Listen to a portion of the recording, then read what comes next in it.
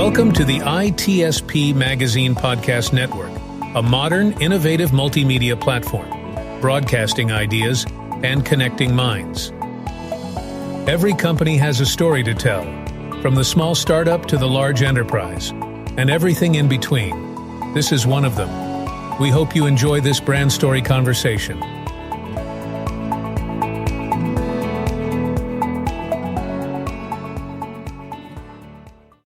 And here we are, ready for another 7 minutes on ITSP Magazine with a new short brand story.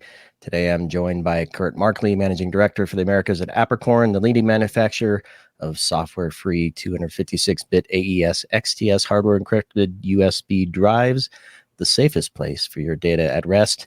Welcome, Kurt. Thank you, Sean. Thank you for having me today. This is going to be a fun conversation, all rooted in data, almost all rooted in oil, because data seems to be the new oil.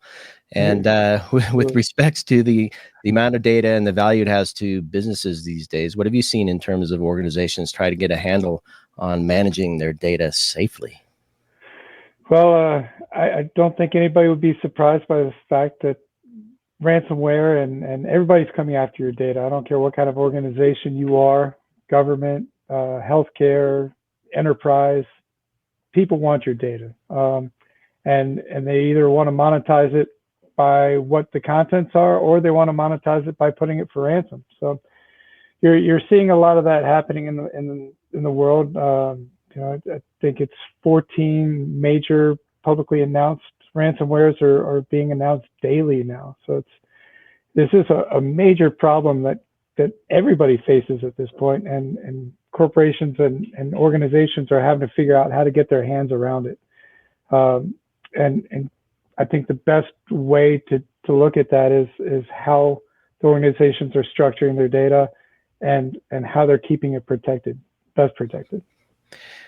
So traditional backup systems are one way to keep data safe, perhaps, but for redundancy purposes, but resiliency means much more than that, especially in the context of ransomware. So what are some of the challenges you see organizations facing in protecting their data?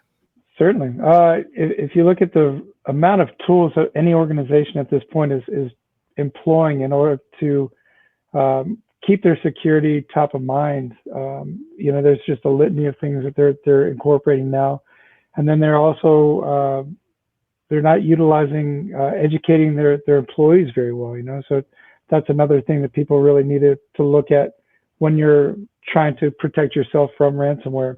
As you mentioned, backups are certainly a center to a very safe and secure way to keep your data protected from a ransomware. If you're keeping it in an encrypted offline storage, you're much more likely to be able to get back up and running in the event of a ransomware attack, which we know will happen at some point. So if you're relying completely on the cloud, which again, Apricorn, we use the cloud, and here we are, storage manufacturers. Everybody uses the cloud. It's just ubiquitous in the world at this point.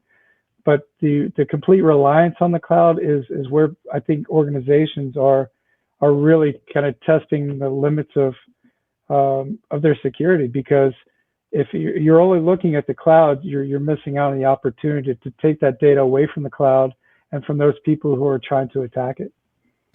And we can't forget that the smart, advanced, maybe not even advanced, but those attackers that really want to access or control the ransom will likely take the cloud offline and the networks offline as well, which makes it difficult to recover from.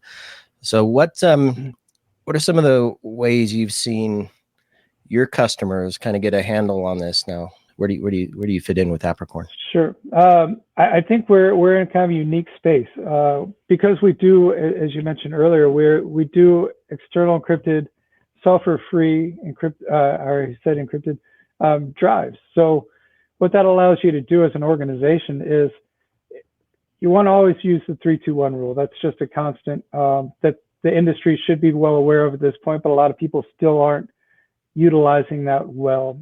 3-2-1 is having 3 copies of your data, in 2 separate spots, one of those being offsite. And ideally, those are the two two different medias that you're collecting it on are encrypted. So we come into play in that because you're utilizing the cloud already. There's one of your sets of data.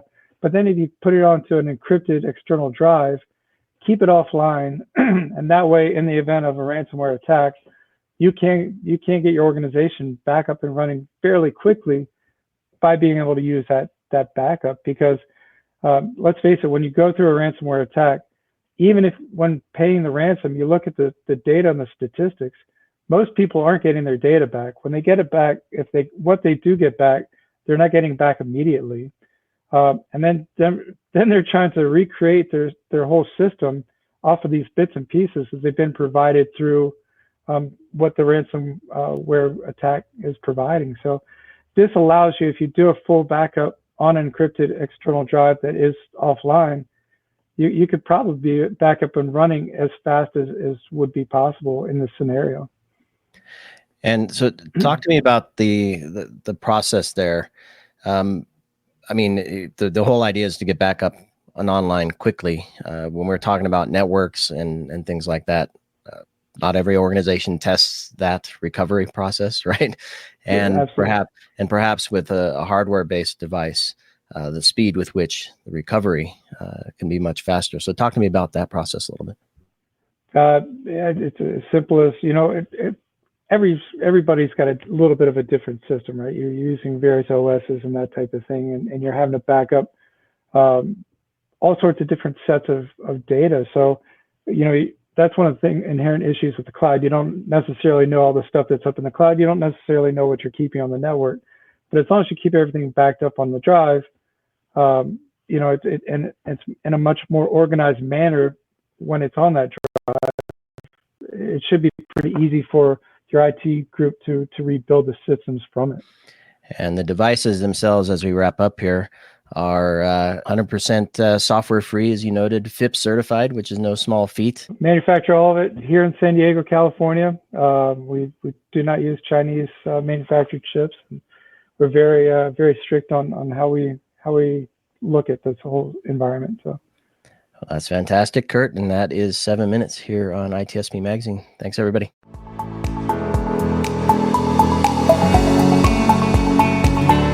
We hope you enjoyed this episode and that you will come back for more brand stories on ITSP Magazine. If you want to share your company's brand story, go to ITSPmagazine.com and explore our advertising options to learn more. Remember to share this podcast with your friends, family, and colleagues, and stay tuned for more brand stories as we continue our journey toward redefining cybersecurity, technology, and society.